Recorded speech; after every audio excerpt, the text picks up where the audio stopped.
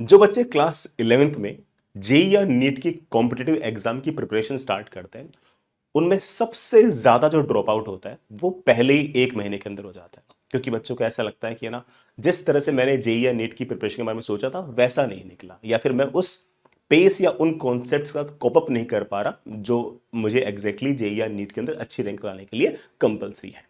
ऐसे में जो सारे बच्चे अभी 10th क्लास में हैं, मैं उनको ये कहूंगा कि पहले से आप थोड़ी सी प्रिपरेशन करके चलें कि जैसे आप अगले साल 11th क्लास में हो और जिस किसी इंस्टीट्यूट में आप पढ़े, आप पहले से थोड़ा सा अगर पढ़ के जाएंगे तो आप बाकी बच्चों से आगे रहेंगे। काफी सारे बच्चों के मैसेज भी आते रहते हैं कि सर हम अभी क्लास 10th में हैं, हम 10th का सीबीएसई या स्टेट बोर्ड का एग्जाम 2024 में देंगे और 26 के अंदर हम लोग हमारी जेई या नीट का एग्जाम देंगे। हम अभी से कौन से चैप्टर थोड़े बहुत निपटा ले आपके यूट्यूब चैनल से कि जैसे हम इंस्टीट्यूट के अंदर पढ़ाई करें वैसे हम बाकी बच्चों से बेटर कर पाए और ये हमारा जो 10th से 11th में ट्रांजिशन है ये बहुत ही स्मूदन हो पाए।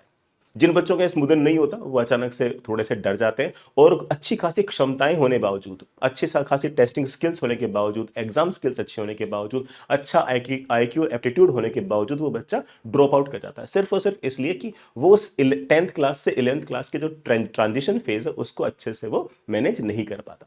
अगर आप चाहते हो कि क्लास 10 से 11th का जो ह्यूज जंप है ये आपके लिए बिल्कुल स्मूथ रहे, तो आप फिजिक्स, केमिस्ट्री, मैथ्स और बायोलॉजी में कुछ टॉपिक अभी से निपटा सकते हैं हमारे YouTube चैनल मोहित त्यागी और कंपटीशन नीट से। अगर आप इन चैप्टर को निपटाओगे तो आपको हल्का फुल्का इस बात का भी आइडिया लगेगा कि आपको अगले साल मैथ्स लेनी है या बायो लेनी है या दोनों लेनी है। तो चलिए कौन से चैप्टर आप निपटा सकते हो बेटा सुनिएगा।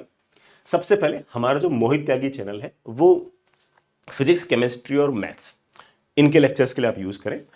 फिजिक्स के अंदर आप जो 2 टॉपिक निपटा सकते हो वो बेटा है mathematical tool and rectilinear motion.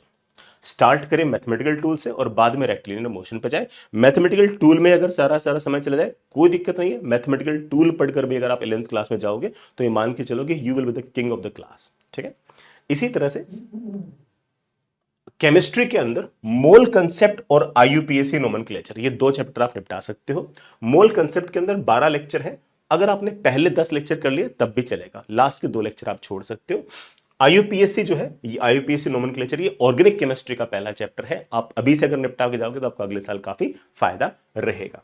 इसी तरह से मैथमेटिक्स के अंदर आप जो पहला चैप्टर निपटा के जा सकते हो बेटा वो है एलजेब्रा के अंदर inequalities, sorry basic mathematics inequalities. आगे आप चाहो तो लॉगरिथम भी साथ साथ में इसके निपटा सकते हो।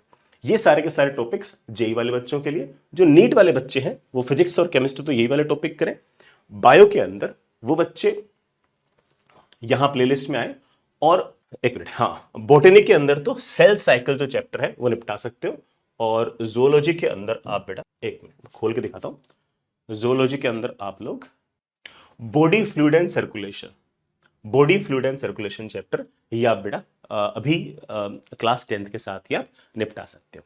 अगर आपने ये सारे के सारे चैप्टर इसी बार, अगर किसी बच्चे से बॉडी फ्लूइड एंड सर्कुलेशन हो जाए तो साथ में ब्रीदिंग एक्सचेंज वगैरह भी कर सकते हो, लेकिन कम से कम बॉडी फ्लूइड तो आप शुरुआत में ही कंप्लीट कर सकते हो। ठीक है। अगर ये सारे के सारी चीजें अगर आपने कंप्लीट कर ली तो ये मान के चलिए कि आपके जो अगले साल 11th क्लास में जैसे आप जहां कहीं भी अगर आप पढ़ोगे तो आपकी शुरुआत जो होगी वो अच्छी रैंक के साथ होगी इंस्टीट्यूट के अंदर, और आपको पढ़ने का और मोटिवेशन आएगा और आप बाकी बच्चों के मुकाबले और अच्छा करोगे। और आपके, और अगर किसी बच्चे ने अगर स्टार्ट अच्छी कर दी तो ऑफकोर्स उसका जो एंडिंग पॉइंट होगा जेई 2026 में या फिर नीट 2026 में वो भी अच्छा ही रहेगा। चलिए, फिर भी अगर आपको किसी और प्रकार की कोई शंका हो, कोई कंफ्यूजन हो तो हमसे जरूर पूछिएगा। पढ़ाई करते रहेगा। All the very best. Bye.